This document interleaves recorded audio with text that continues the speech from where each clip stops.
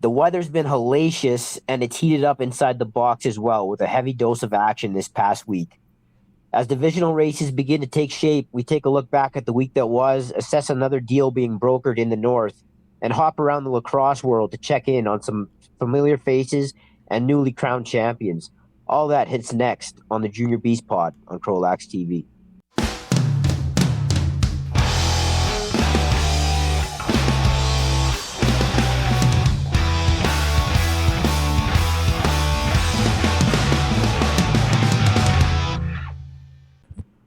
Welcome back to the Junior Beast Podcast, your weekly source of everything RMLL Junior B Tier 1. My name is Keenen, as always joined by my co-host Muhammad. How are you doing this week? Because it was one hell of a week last week. Yeah, lacrosse-wise, not too bad, but in terms of everything else, right now, not all that great because the Oilers just won the Western Conference Final. And Keenen, all I ask, and this is like I have a long list that I could be asking for, but all I ask from people is to stop crying about Stuart Skinner. That's number one. Okay, the guy's always been a high ceiling goalie, so by that I mean he's a guy that yes he can drop down and play below average and sometimes well below average, but a lot of the time he plays well above average and sometimes exceptionally well. And lately he's been playing as well as it gets. And Keenen, do you know that in games 4 to 7, he has the best save percentage in NHL history in a playoff series? What? And people cry about this guy. That's why Oiler fans drive me nuts. Okay, look, Just ignorant, man. I'm guilty of crying about Stuart Skinner every now and then, but I mean, I'll be the first to admit that I don't cry as much as some other Oilers fans do. But you know, Yeah, it's either him or the refs. And I mean, game 3, the refs were, I mean, if anybody has a complaint, it's the Stars. But the Stars played horribly all series. I thought they were fraudulent this year. As a anti-Oiler guy, I was not happy to see them in the Western Conference Final. Ottinger goes out there and puts up an .852 save percentage. You know, Dallas just didn't have it, and hopefully the Panthers save me from a summer of misery. that's putting it lightly. Holy. Yeah, I mean, honestly, this place is if you do not like the Oilers and you're in this city, it's not fun. Fair enough. Fair enough.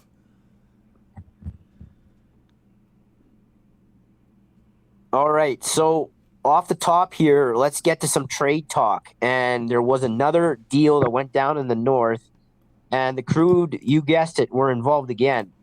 Austin Wells gets sent to the Outlaws for Hunter Sika. And, you know, I'm pretty neutral on this trade. I don't think it moves the needle all that much either way. The only part that I don't like about it is that it is a second year for a fifth year. And at that point, you're essentially saying that we not only need to make the provincials to win this trade, but we have to go to the Founders. And, you know, that is obviously a risk. Anything less than you've lost this trade because obviously that the team you're dealing with is getting their guy for 3 more seasons than you are. So from that standpoint, it is a little rough around the edges for the CROW. But, you know, the results will tell. Like if Sika goes there and they are able to turn things around and he's the missing ingredient all of a sudden, then by all means. But it did sort of catch me off guard that they made that deal. Yeah, you know, I'm kind of also in the middle on this trade. I don't know. Like, I know we've been saying a lot this year. Like, we kind of have to wait out some things and see how they shape up. And honestly, I think this is going to be another one of those trades. I think, in my mind, the Outlaws come ahead a bit in this trade, given, like you mentioned, how it's a fifth year for a second year. Because they're automatically then gaining 3 years of a player that they otherwise wouldn't have had, right? So I think if this trade, looking at it from my perspective, is if you go back, maybe the Outlaws throw in a draft pick somewhere for a player, since, you know, the just difference in years played, right? Either way, it's going to be interesting to see how Sika fits into the mold in St. Albert. just given the way that team has been performing, and I know we'll probably touch on that a little bit later since the Crew played several games this past week. So yeah, I'm kind of in the middle on it right now, but I do think this as long as the Crew make it to at least Larry Bishop and don't get last, I think the Crew at least have something to talk about with that trade. Otherwise, the Outlaws come out way ahead in this deal long term. Yeah, I would have liked it better for the Crew if they would have flipped Wells for a athletic defender, like a younger athletic defender, a guy that's of similar age, say second or third year. Just because from a mathematical standpoint, it's just such a lopsided trade. You're getting a guy for 3 full seasons, right? So Yeah. that is a lot, and so we'll see if Sika is able to go there and become the guy that they've been missing, then again, then that's their prerogative. But it's asking a lot. Absolutely agreed.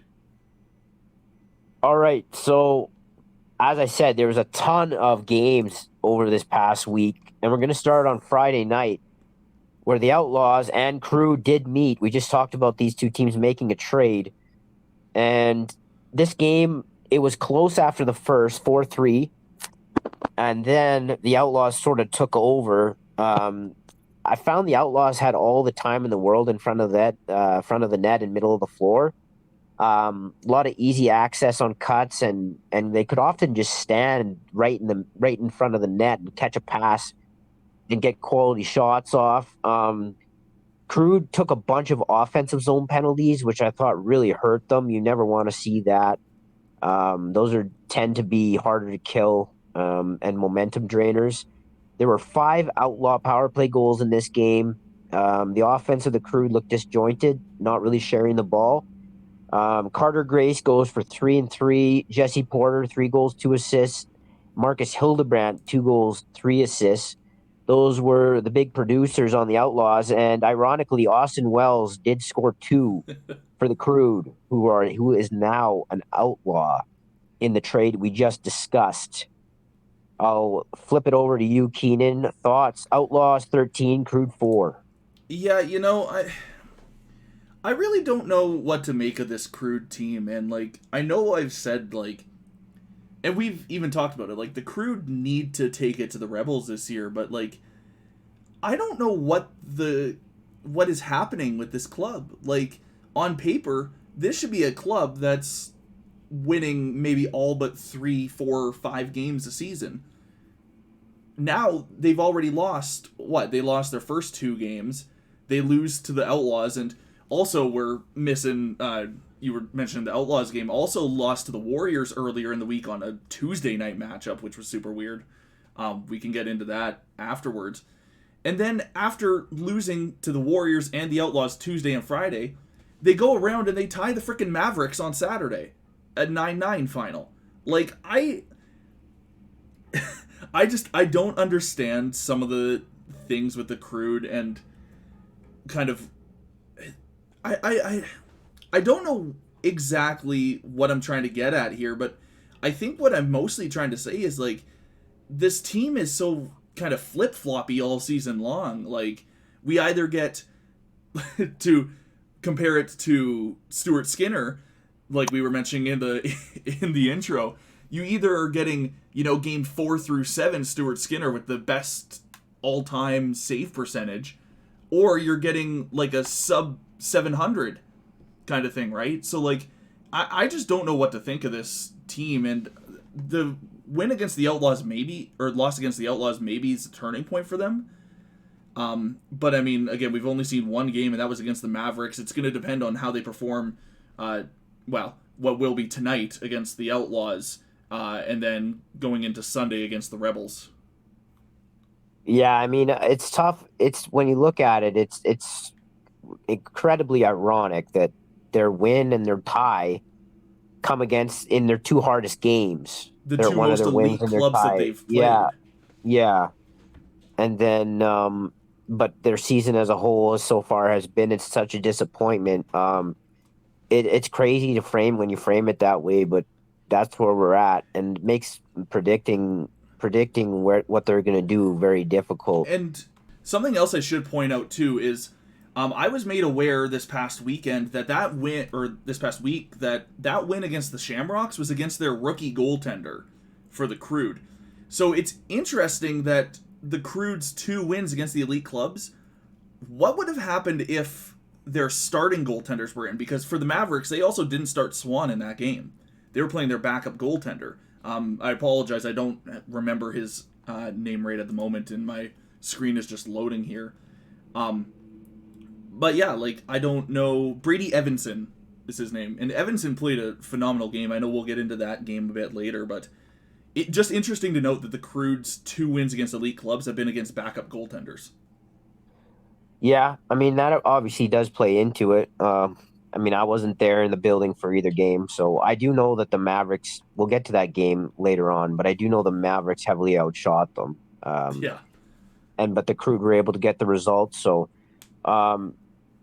yeah, I just think it's fitting that they have the win against the Shamrocks and the tie against the Mavericks, because they've sort of been struggling, but then they have the ability, they do have the talent to pop up and surprise people, right? So, Yeah. even though it's been underachieving so far, doesn't mean that they can't figure it out. They still got 12 games left here, and we'll see. Now they've made another trade. You can't blame them for not trying. Yeah. You can't say they have a lack of trying. They've made a bunch of moves, so we'll see if it all comes together for them. Now, also on Friday night, the Rampage were at home against the Chill, and Red Deer would win the second period by a score of 7-3. And it tells me once again that the Chill likely struggled in reverse transition, something that they've had issues with for, I don't know, 2, 3, 4 seasons. The Chill were forced to start their backup due to injury suffered to Matson in the Mavericks game. And just to touch on that second period comment for anybody unaware, the goaltenders flip sides every period, right? So in the second period, your front gate is closest to their net. So you have the quick change out the front gate. And a lot of teams fast break a lot more in the second period because of that. And they get guys off the floor so they can fire guys out the front gate. And I didn't see this game, but I have to think that there was some of that going on here. Riley Dowswell goes for 7 goals and 1 assist. Why? This guy should be playing Junior A. I'm not sure why he isn't. I have him as like a top 12 guy on the minors. I've said that to people.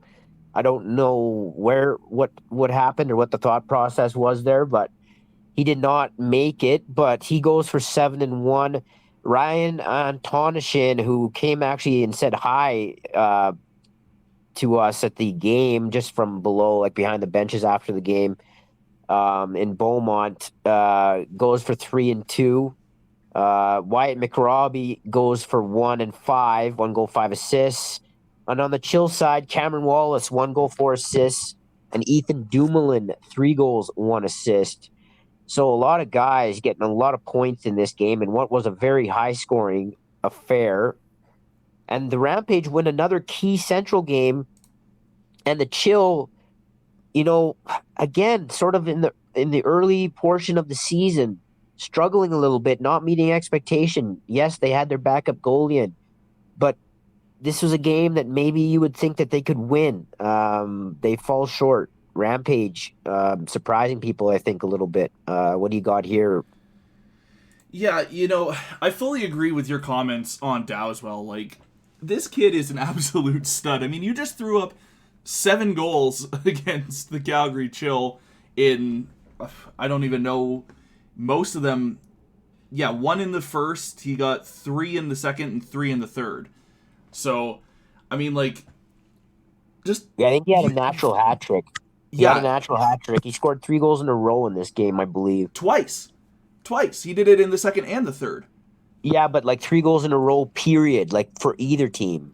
Like, that's what a natural hat trick is. Yeah. That's what I mean by natural hat trick, yeah. Yeah, no, absolutely. And actually, now that I check, he did it, twice, because he did that again in the third, too. So... I It's think the just second time there was a chill goal in there, but okay. They might either have the way, timing incorrect then here on the official game sheet, but either way, nonetheless, it's nuts. Yeah, that's just ridiculous to throw up 7 goals like that in a just a Friday night game, late night too. Might I add that was a 9 p.m. start time. Um, so I mean, just absolutely crazy and lots of offensive firepower all across the floor for both clubs. I mean, like you mentioned, you got Antonishin with 5 points, Nicholas had 5 points, McRobbie and Saint Germain with 6 apiece for the Rampage. Then you got a couple 5 pointers with Wallace and Dumoulin, a 4 pointer with Luke Kenny on the chill side. So I mean, like the offense was absolutely there, and I mean, I don't think in this league at least you don't often see a 25 goal game. So yeah, I think it's a great game for the Rampage and a huge swing game, especially in an already tight Central Division. I'm going to be curious to see because these two teams actually match up again on Saturday in Red Deer, I think it is, once more. Yeah, they've played each other in Red Deer once more on Saturday, so I'm interested to see, what 1 week can do between these clubs because I still think that the Chill can take it to the Rampage. I mean, you look and the very next day, the Chill take out the Warriors, right? So maybe just a down game for the Chill, but a very impressive win from the Rampage nonetheless. yeah. Again, the Central Division, man, it's proving to be the best division again. There's really no weak link in that division. All four teams, quite competitive, and you could really see all four teams. I mean, obviously, one's going to miss the playoffs entirely, but of the three that get in, you could see a path for any one of them to make a run and represent at the provincials. So let's move on to the third and final game on the Friday night. Not necessarily chronologically, but just in terms of how I ordered these. The Silver Tips would go and defeat the Marauders in Okotoks. And the Silver Tips, you saw this a lot last year, winning close games, especially early in the season, primarily early in the season. They do it again against the Marauders. Logan Newhook, 3 goals for the Silver Tips. Nate Schaubuck with 3 assists. And then on the Okotoks side, Ben Erickson puts up 4 goals in the losing cause. Um, a lot of big stat lines this week, Keenan. That's something I really noticed. A lot of guys just going off. Um, I didn't. I don't really. I didn't really get much information on this game. I can't really provide much else on it. I don't know if you have anything to add here. No, I do want to mention. I think it's interesting that we're seeing it feels like a very similar team to what we saw with the Silvertips last year, and this is a team that, for better or worse, gets out to a decent lead, to say the least, unfortunately finds a way to kind of piss that away, but still is able to win that game. And yeah, sure, they weren't doing that all the time, and maybe it's not every game. I shouldn't say it's every game or very often. And I think the Silvertips, though, by far are one of the elite clubs in this league in tight games. Like, last year, I don't know, did they even lose a single, 1 or 2 goal game? Because it feels like they won almost every single one of those games that was only decided by a single goal. Yeah, it's crazy. I mean, it's anecdotal, but I know they've won the vast majority of them. I don't know the exact record. But yeah, the last 2 seasons, this season and last season, and this season's, maybe 35% of the way through the regular season. Well, I guess for them, they've played 9 games, with the default win. So, Yeah. they're almost halfway. That'd be about 45%. But, yeah, through the past 2 seasons, they've been clutch in these close games, and Yeah. they continued in Okotoks. All right, so now let's get to the Rebels traveling all the way out to Winnipeg, to take on the Blizzard in a rematch of two teams that would meet at the Larry Bishop last season. The Rebels travel missing a few key offensive pieces, and primarily Kohot and Manning. And it would prove to hurt them, especially with them suffering through more injuries while there. In the first game, the Blizzard would win 10-5. Merrick Goler with 2 goals, 4 assists. Wyatt Gallagher, 1 goal, 3 assists. And then on the Rebels side, Jackson Baker would get 2. In the second game, the Blizzard would take down the Rebels 7-6, and this was the closest of the 3. 8 out of the 13 goals here, Keenan, were on special teams. 7 power play and 1 shorthanded. So between the two teams, 8 out of the 13 came on special teams. And some shenanigans at the end of the game took place, some fights, and reportedly a Blizzard player grabbing his balls and gesturing towards Rebels manager Kevin Parker on the bench. I found this out when I was asking around about seeing a gross misconduct in the box score, and that's apparently what went down. But Ty Woods, Ty Woods, 2 goals. I don't know what Kevin Parker did to get that present, but Ty Woods, 2 goals. Will Angus, 2 goals for the Blizzard were their primary goal scorers. And then in the third game, a beaten and worn down Rebels team with injuries would go down 8-4. The Blizzard sweep the weekend series, and credit to them. They're obviously a little bit better than some people thought. And Jackson Baker is the one positive note that the Rebels would take out of the weekend. He becomes the Rebels' all-time leading goal scorer with 105, or getting to 105 this past week, although it came in a losing cause. Keenan, let me know what you think about Rebels Blizzard. Well, quite frankly, you can't just call it deserve that little present and expect me not to laugh. Oh man, I've been killing myself for like the last minute over here.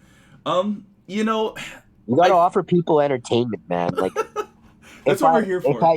If you come on here and just read stats and stuff, it's boring. You gotta invite people in, man, and get people entertained. So, nonetheless, I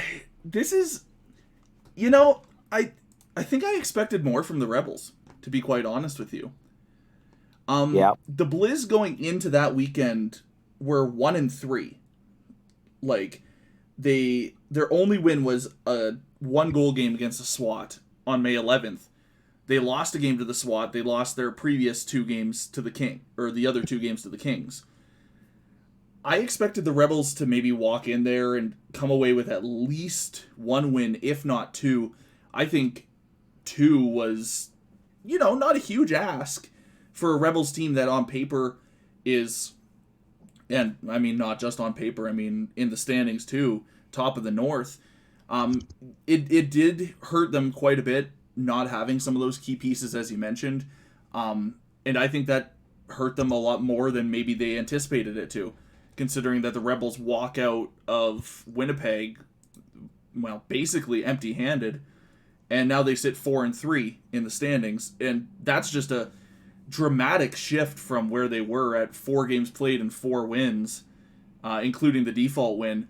And now this really opens up the North just in general, with the Blizz just for lack of a better term, annihilating the Rebels last weekend, because now all 4 North Division clubs are within a couple games played of each other, and there's 4 points separating everybody there. So, I think this is... Yeah, go ahead, sorry. Yeah, no, it just opens things up so much there that the North, I think, just got a hell of a lot more interesting from the Blizz, and kudos to the Blizz for, defending home turf the way they did. Yeah, I mean, I think this is still the Rebels division to lose, but I did think this trip is tough. Like, these teams are not used to doing this. Obviously the Blizzard and the Kings are, and the SWAT. So this trip is really difficult. I could totally understand them being worn down and everything, and Manning and Cohot are huge losses. Absolutely, there's no going around it. But I did think they would still take at least 1. So to see a sweep here was a bit surprising. But give the Blizzard credit. It looked like their special teams were clicking, and it looked like, or at least it sounds like, they played pretty well defensively. They only gave up 5 goals per game, so got to give them credit in a big weekend sweep, and they make up for a tough weekend for them in Regina just a week ago. So now, speaking of Saskatchewan, let's go over there where the Shamrocks paid a visit to the SWAT, and this was ugly. Oh, The Shamrocks win 3 games by the scores of 17-2, 14-5, and 12-3. So quick math here, 31 plus 12, that's 43, 2, 5, and 3, that's 10. That's 43-10.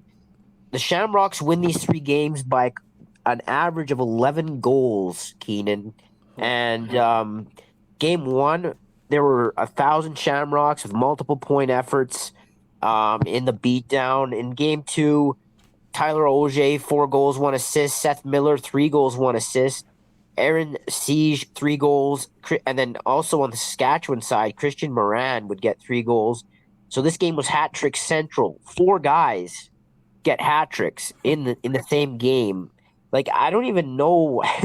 I don't even know how that's possible, but it happened. It happened in Saskatoon, Saskatchewan, on May 24th, 2025. So that 14-5 affair saw a bunch of guys go off, and then in the 12-3 game on Sunday, before the Shamrocks would head home, they finished off the 3-game sweep. And again, it was just remarkable looking at these box scores to see how many Shamrocks had multiple goals in this mini series. Very balanced production, and what had to be a demoralizing set for the home side, losing by an average, as I said, of 11 goals. Now, I will say the A team was in Calgary playing a pair of games, so I know those two teams use a lot of APs back and forth. They must have had a bunch of the better ones with them, but still, like this was ugly in Saskatoon, Keenan. Yeah, I I genuinely feel for the SWAT. Like, they're a team that, if the case wasn't with the Junior A club and the way that they work and just operate out there, I think the SWAT would be a very strong contender in the East.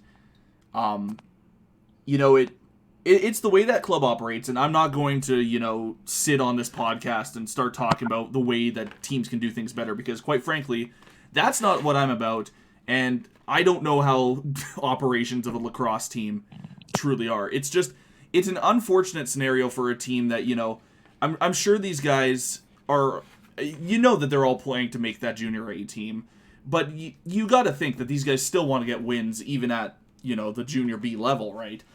So, yeah, sure, it's nice when they have tight games like, the 9-8 win over the Blizz to start the year, the 6-5 loss the next day kind of thing, like tight games, but then ever since then, it's just blowout after blowout after blowout.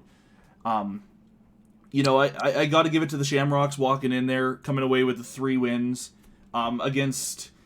And as much as it pains me to say, I mean, I guess I kind of expected it a little bit, just given the way that, the SWAT moves players around when the team's on the road and stuff like that, right? So, I'm interested to see how this weekend comes for the SWAT, as Okotoks is coming into town to play a trifecta of games there, and I don't know the Junior A schedule as well as you. I don't know if you can say if they're on the road or not there, but if they're not, could be a interesting tell against the Marauders.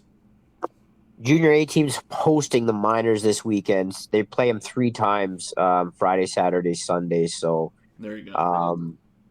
Yeah, I mean, here's the bottom line.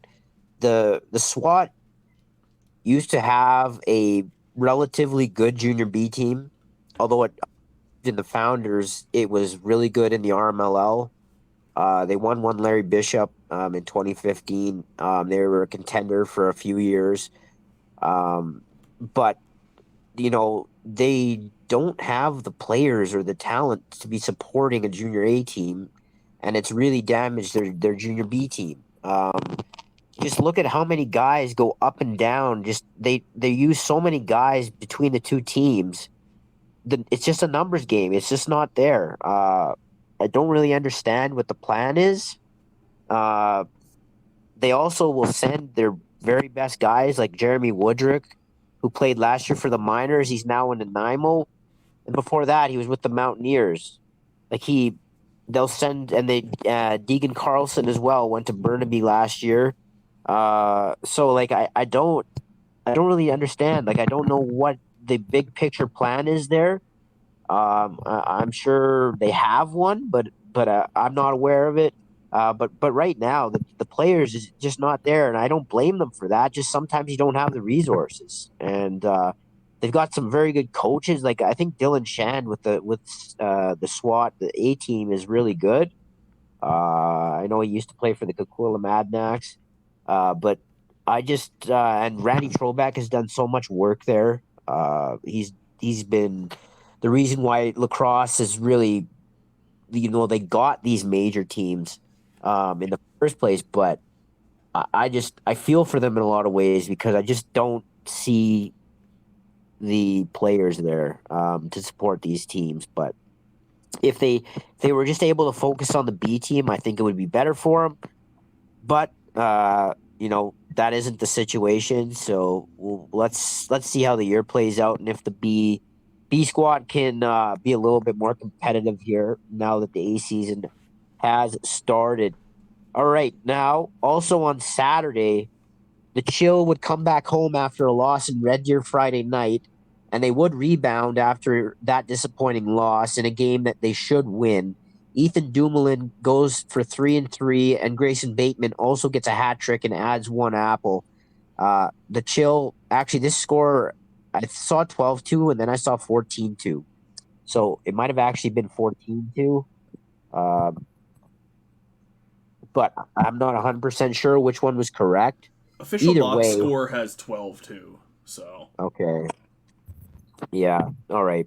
So 12-2 looks like it was the final score.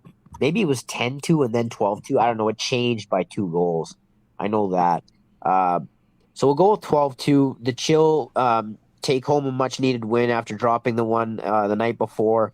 I know that the Warriors lost Regan Carey in this game very early. Actually, from what I was told, had some internal bleeding on an awkward pick or something. He either set it or got set on him, and he made contact with the defender or whoever, if he was on, I don't know if he was on offense or defense, but that caused some damage. He had to go to the hospital. I heard he might be out for the year, which is a huge loss for the Warriors. Uh, but so they played this game already without Dylan Nicholson, who had that huge game against the Crude earlier in the week. But yeah, the Chill get the win here inside Brentwood Arena in Calgary. you know, I I feel like I'm kind of the Debbie Downer of this podcast today because like it's a tough scenario for a lot of these teams, right? Is like there's the Warriors are obviously running on a bit of a I don't want to call it a full blown rebuild because that's not exactly what they're doing here. They're still pulling out wins. They're still making themselves at least somewhat competitive in a lot of games. So, No, you it's a know, you can say it. No, you can say it. It's a rebuild. It's 100% a rebuild.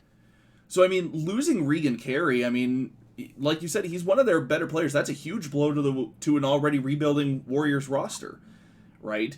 So Yeah, I don't know where again I don't know where the Warriors are going to go from here because that's a big loss. And I know you and I were chatting this past week about trades and all that after seeing the Crude and the Outlaws trade. I'm almost wondering if the Warriors might look to wheel and deal a little bit in the coming weeks here. Just, try and maybe regain a little bit of something to help them hobble through the rest of the year almost because as it sits right now, the Warriors still aren't doing great. I believe they're currently last in the North standings at 2-5. So I think the Warriors may be wheeling and dealing in the next few weeks, but that's just my opinion here. I'd be surprised if they. I don't think they're in a position to be doing that. I think they need to. I mean, they need to hold on to their picks. For one, two. I don't know what aside from like one or two guys, I don't really know what kind of capital they would have to deal with other than draft picks, and they can't afford to be giving up draft picks. So I'd be shocked if they're involved in trades. But hey, you never know. But it would surprise me. We've seen more surprising things. Yeah. All right. So also on Saturday, the Mavericks would go into St. Albert Jerome McGinley Arena, and they would play to a draw with the Crew 9-9. The Crew, give them credit, they respond after a really rough result on Friday against the Outlaws. And that's often not easy to do, especially after, a couple of your coaches leave. They rebounded. It would have been real easy for them to just fold here in this game, but they didn't. The Mavericks do heavily outshoot them in this game. Somebody that was at the game, and I guess you were at the game, so you can talk about this if this is true, but I heard that the shot clock read something like 67-31, something like that. Second year in a row that these teams tie. That's pretty odd that two teams, like, you don't really see ties hardly ever. And the fact that the same two teams tied 2 years in a row in the same arena is pretty funny, really. Josh Fodchuk, 3 goals, 1 assist. Liam Elliott, 3 goals, 2 assists. So they both get hat tricks. And then Braden Sinclair on the Mavericks side goes for 2 and 2.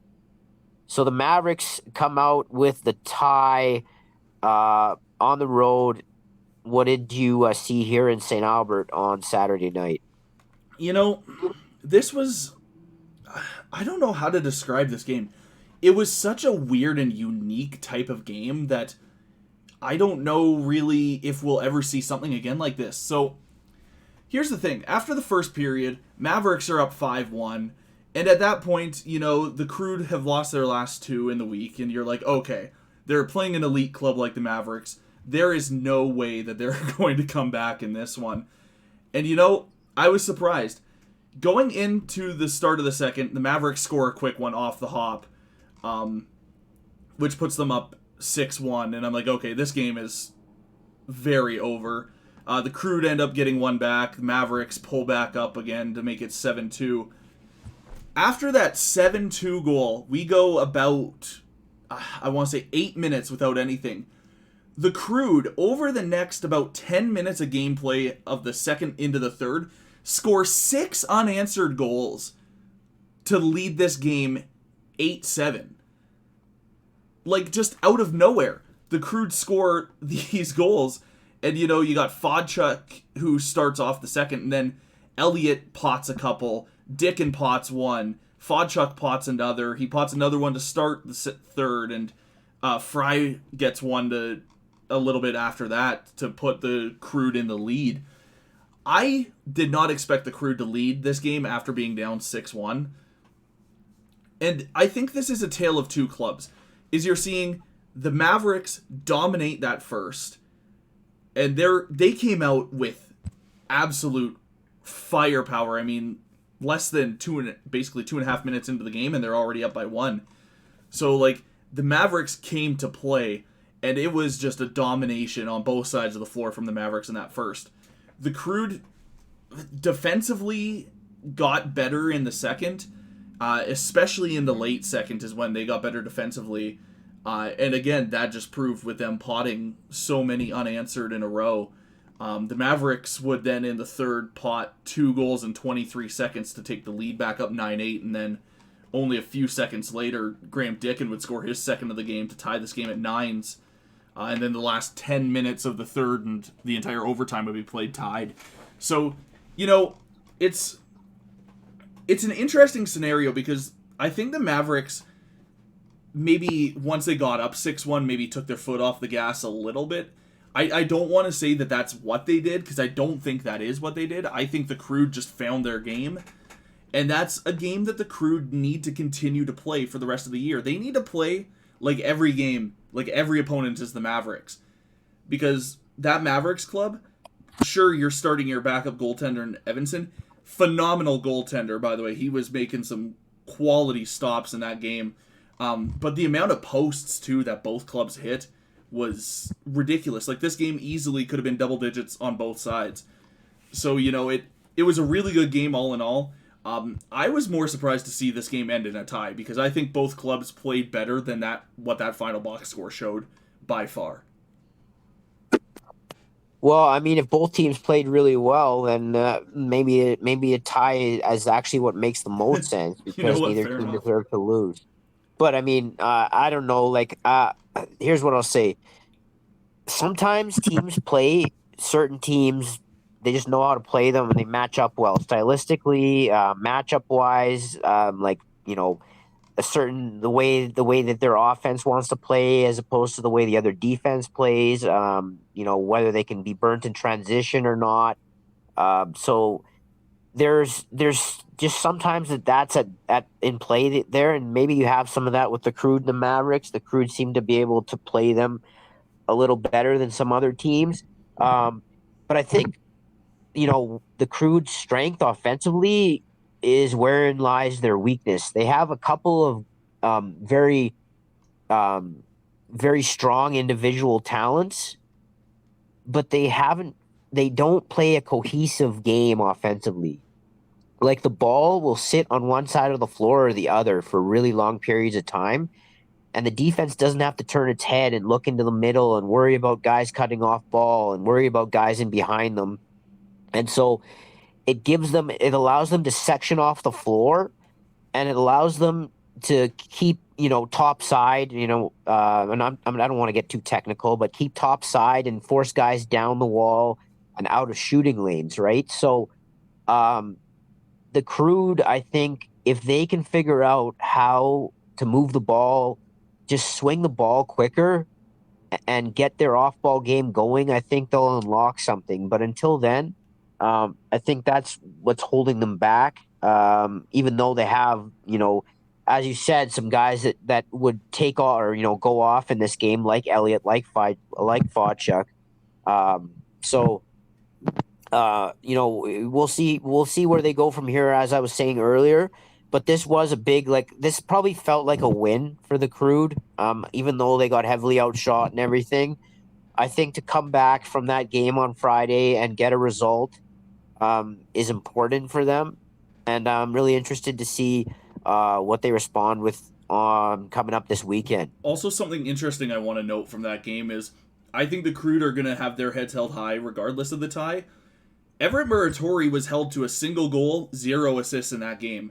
And with the way he's been playing recently, that is just, I think, pure defense from the Crude to keep Muratori basically off the score sheet, because that is basically unheard of recently for him.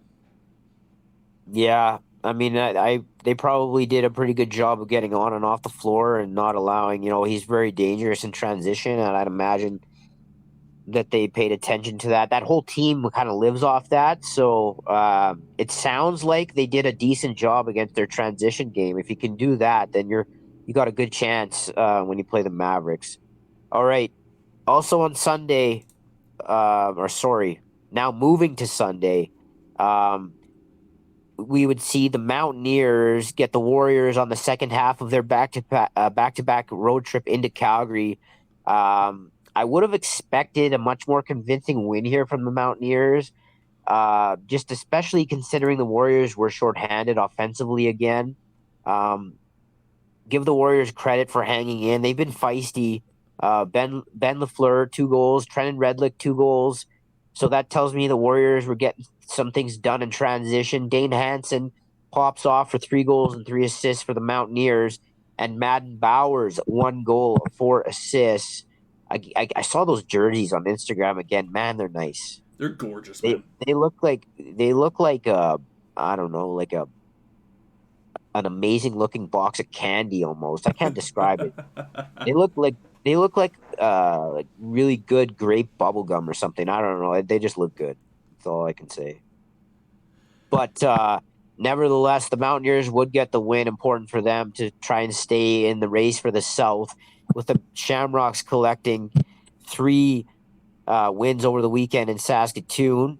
Anything to add here? Mountaineers, Warriors. Mountaineers 11-7 victory. Yeah, given how the Warriors game turned out, with that 12-2 loss, I would have expected the Mounties as well to have, kind of maybe dominated this game a little more than the final box score shows.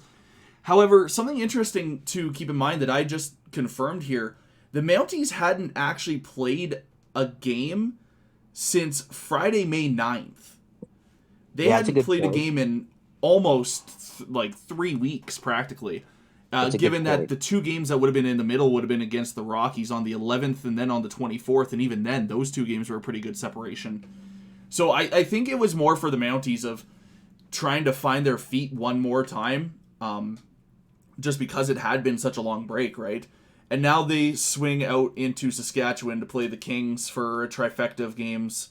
That's going to be tough. This weekend. That's going to be very tough, and that is going to, I think, be the swing for the Mounties, is they need to walk out of there with at least 2 wins in that division.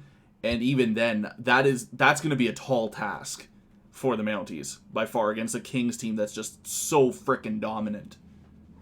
Yeah, I think they're a team in search of their identity a little bit still, and I think and some confidence that I think they could gather a lot by getting 2 out of 3 on the road against a team that hasn't lost yet, albeit they've only actually played, I think, 2 games.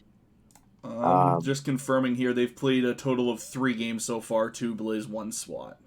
Right. Okay. So they've played 3, and I think they're listed as 6-0 because they had 3 against the Rockies. Is that right? Correct. That is correct. Right. Yes, the Rockies were supposed to go out on the weekend of the 7th the weekend of the 7th and 8th. Okay. So, this is an opportunity. Sometimes, and you hear this all the time in pro sports. A lot of the time, teams can really figure out who they are and bond as a team and things like that when they go out on the road. So they're going to be in Regina for pretty much 3 days. And I think this is going to be a chance for them to sort of figure things out a little bit. And maybe some guys will come into their roles a little bit more. And they'll figure, where they're headed out, where they're headed here as the season starts to really move along. But I would look for I think it's a key point in their season here coming up in Saskatchewan on this coming weekend. Also on Sunday, the Mavericks, who played the night before in St. Albert, would return home. And as you can see, and as I've talked about off the top, there were a ton of games this past week. The Mavericks would then return home, where they would take on a familiar opponent in the Silvertips, and the Mavericks would take them down as usual at home by a score of 11-7. Home floor, once again, continues to be a huge asset for this team, more than any other. It seems like they maintain their home floor better than anyone. They get the win. Hayden Sutherland, 4 goals, 2 assists for the Mavericks. Mason Schrader, 4 goals for the Silvertips, but it wasn't enough. The Mavericks, I believe, still without Swan. He did not play against the CROW, obviously, and then I don't think he's back. I heard he could be out for 2 or 3 weeks. That wasn't confirmed. That's just something I heard. Swan did play in that game against the Silvertips. He was credited with a single assist. Okay.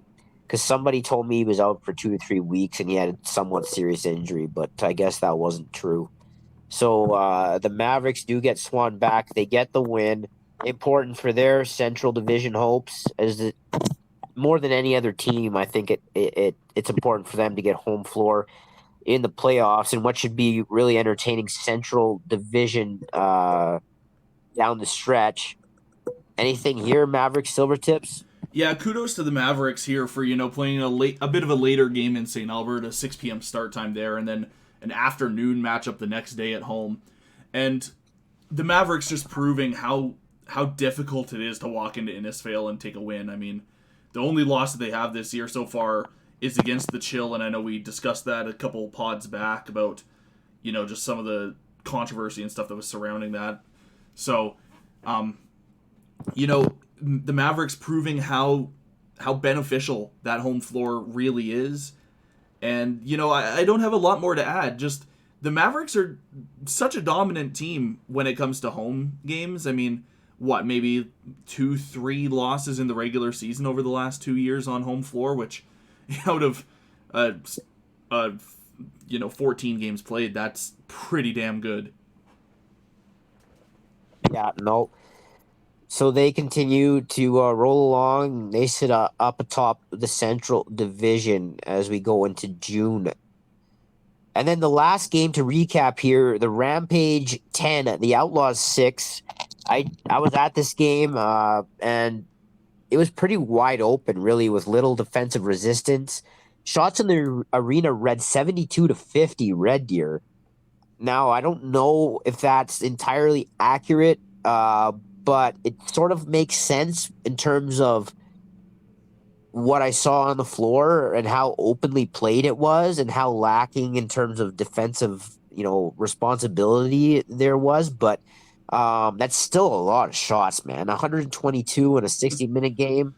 And I thought But that it was crazy. The Mavericks and the Crude split. It was like 67 to like 32 or something by the end of that game. yeah. Think about, then add 30 to that in this case. Yeah. But yeah, 72-50 Red Deer is what the Beaumont scoreboard read. Um, yeah, like I said, middle of the floor in particular was wide open all game. Both goaltenders, I thought, Heisler and McLeod, were very efficient in net, let the ball come to them, didn't really overreact to much, and were very patient. Lots of power plays in this game. I think Keenen, Red Deer is more dangerous than people realize. They have that sort of little brother that understands and is more capable of more than you think type of vibe. Um, they got some real studs on that team. I already talked about Dow as well. I think on Tonishin is really good. He can really rip the ball from the outside. And they're responsible. They're relatively disciplined, even though this game had a lot of penalties. It wasn't really the lack of discipline type of calls. They wasn't dirty or anything. I think they're a team that's pretty well balanced. They're a team, I think, if they make a trade or two to bring in a couple of players, that could make a huge difference for them. I worry about their depth a little bit, but their top end is quite good, much like last year. With Tisdale, and they had Couchman last year as well, who's now with the Miners. But man, I am pretty impressed with this Red Deer team overall. They get their second win of the weekend on the road, this time 10-6. Yeah, like, I think we've talked about this for the past few years. Is the Rampage just kind of quietly, like that, like quiet younger brother that nobody kind of mentions or acknowledges, but the Rampage have quietly found ways to win games. And I say quietly in terms of, when you compare it side by side to like other teams in the division and kind of the dominant wins that they get and stuff like that are more often talked about, is the Rampage are kind of always there, always lurking. They're ready to strike at any moment. And I mean, we saw it, a couple of years ago where the Rampage were the Central Division representatives, right? And they were, I believe, if I'm not mistaken, they were third in that division that year. So, I think the Rampage are one of the most underlooked teams in this league, to the benefit of the Rampage, because nobody's expecting, to lose to the Rampage, and then the Rampage are finding ways to win and dominate teams. So it's just a great job by the Rampage bench of Troy Tisdale as head coach, to walk into some of these places, come out with wins when maybe they weren't expected to, or maybe, not favored on the odds. Yeah, Red Deer, Keenan, if you're talking about last year, Red Deer actually missed. They finished fourth in that tough Central Division. Remember, if you remember last year down the stretch, they really struggled. They sort of fell off a cliff after looking quite good in the middle portion of the season, and actually missed the playoffs. So they're looking to rebound from that. But yeah, we'll see if it lasts. But there are aspects of this team I really like, and I think that they can, even in their tough division, they can get in.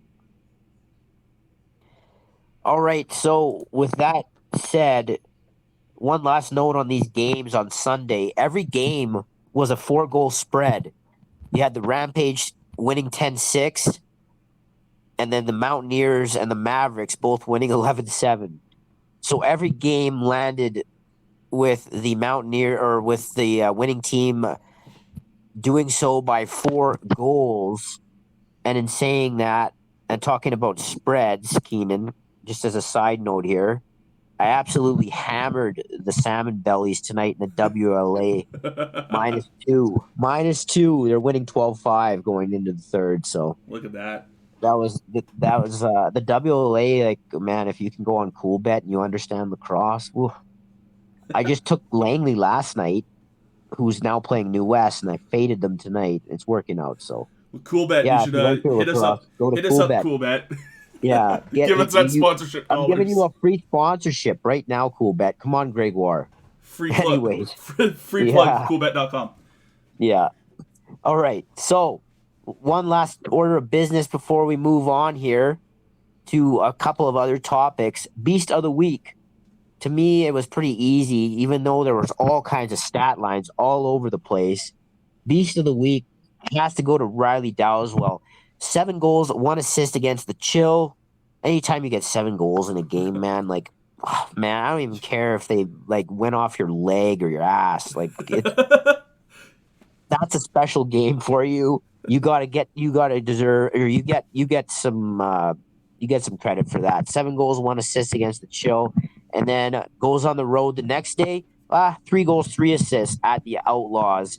Riley Dowswell, your beast of the week / boss of the week. Now, some big events did go down in the lacrosse world this past week. I just want to touch on them here for everybody. The Buffalo Bandits did defeat the Saskatchewan Rush 15-6 in Game 3. They take the series 2-1 and claim their third straight title. Now, anybody who watched this really was some great lacrosse. I got to give a lot of credit to Saskatchewan. That's a team that nobody really had pegged to do much this year. They're a very young team, a lot of guys that were unproven, and a lot of guys that were sort of under the radar. And man, they came together. Some really good defensive work there. Derek Keenan, as always, built a pretty intelligent team there. Jimmy Q, the Alberta native, the Edmonton native, doing a good job as head coach. They almost take down, but they take Buffalo to the brink, but then Buffalo really sort of asserted themselves in Game 3. That Buffalo team is stacked. That offense, if you want to watch an offense that shares the ball, that one's near the top of the list. And proves a 5-man unit is just so much harder to stop. And in saying that, they also have the unreal highlight ability of a guy like Chase Fraser, who can score goals literally one-handed behind his back. Congratulations to the Buffalo Bandits. They win their third straight NLL title. And then in the NCAA, Cornell 13, Maryland 10. Cornell, a pretty storied program in the NCAA, wins their first title since 1977. CJ Kurth pops off in that game. The number 1 overall pick expected to go to the Toronto Rock this upcoming winter. And also, I want to touch on Outlaws alumni Jackson Weatherby. Shout out to you, buddy. 2 goals, both shorthanded for New West in a win last Friday night over Poco in BC Junior A lacrosse action. And man, if you talk about tenacious, being tenacious and grit and hard work, this guy's the epitome of it. Keenan, this guy was truly 4'5" in bantam when I coached him. 4'5", like tallest guy by at least 3 inches on the floor. And man, he didn't back down from anybody ever. It's really great to see him having success out on the coast. Congrats, my friend. You've come a long way, and I wish you the best. Keep going. Also, I want to just shout out James Johnson, man. Holy smokes. I watched some senior ball this weekend, and I got to tell you, he really might be one of the best players I've ever seen. Like I'm not hyperbolizing this. I really feel this way. I don't like this guy should get a pro look without a doubt. Um, he's like he just has ridiculous patience and poise. You watch him play, he's always baiting defenders. Like he's always making the defender react to what he's doing and just waiting and seeing what the defender's going to do and then making his next move off of it. The game just slows down for him. He's never in a rush, never panics. And that's really hard to do as an offensive guy with guys chasing you all over the place. Great hands, even better brain. And I really do feel strongly in this, saying he's probably the most underrated player that exists in at least in this province. So, with that all said, I want to thank everybody for hitting the thumbs up this past week on the pod.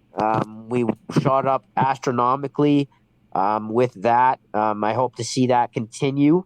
Hope you're enjoying everything that's going down here, and hit the thumbs up on the games themselves too. That'll just help everything, as I said, get out to people. They'll be able to view our content, and it'll show up on YouTube. A lot more for everybody. So thanks so much. I was really happy to see that, and it's much appreciated. As always, you can hit me up on Instagram, m.joma, and on X at MJ_9 with any thoughts, comments, and opinions. That should do it for what was a heavy week 6, and we look forward to week 7. That's just on the horizon. Keenan, what do you got here for a wrap and tee everybody up for what's to come on the channel? You were close. It was week 5 last week, and week 6 we're going into, so you were Okay, close. my brain's broken right now. You know what? It's been a long pod and, a long week, so understandable. Well, this weekend on CROW, our biggest broadcast weekend so far, starting with a pair of games on Friday, both Junior B Tier 1 matchups, as all 4 North clubs are going to be in action as the Rebels visit the Warriors. That game starts at 7:30, and the Outlaws heading up to St. Albert for an 8 p.m. matchup against the CROW. On Saturday, it is Lacrosse Day in Beaumont, as we've got all the coverage there, as the Mavericks make their way back up to Edmonton for the second time in 2 weekends to take on the Junior B Outlaws. That game 5:30 p.m. And then 8:30 p.m., the Fort Saskatchewan Rebels at the Beaumont Outlaws. That Senior B matchup starts at 8:30. Sunday, going to be absolutely jam-packed. You'll have a lot of action to watch no matter what you are looking for. Alberta Major Female is going to kick off our Sunday at 1:30 p.m. as the Sherwood Park Titans visit the Capital Region Saints, followed by a 2 p.m. Senior B matchup as the Mountaineers make the trip up north to take on the Beaumont Outlaws, followed by 3 different Junior B Tier 1 matchups as the CROW visit the Rebels at 2 p.m., the Rampage visiting the Warriors at 4 p.m., and a South matchup as the Calgary Chill stroll to the Rocky View Silvertips. That game starts at 4:30, and everything is going to be tied nicely in a bow with a Senior B matchup of the Edmonton Miners taking on the Fort Saskatchewan Rebels. That game at 5 p.m. Well, thank you so much for tuning in to the Junior Beast this week. Be sure to like, subscribe, comment, hit that notification bell. You'll be notified every single time a new Junior Beast goes live, as well as every single time we go live with a game on the channel. And you don't want to miss any of the action because things are really ramping up as we roll in to week number 6. Well, for my co-host Muhammad, my name is Keenan. Thank you so much for tuning in to the Junior Beast.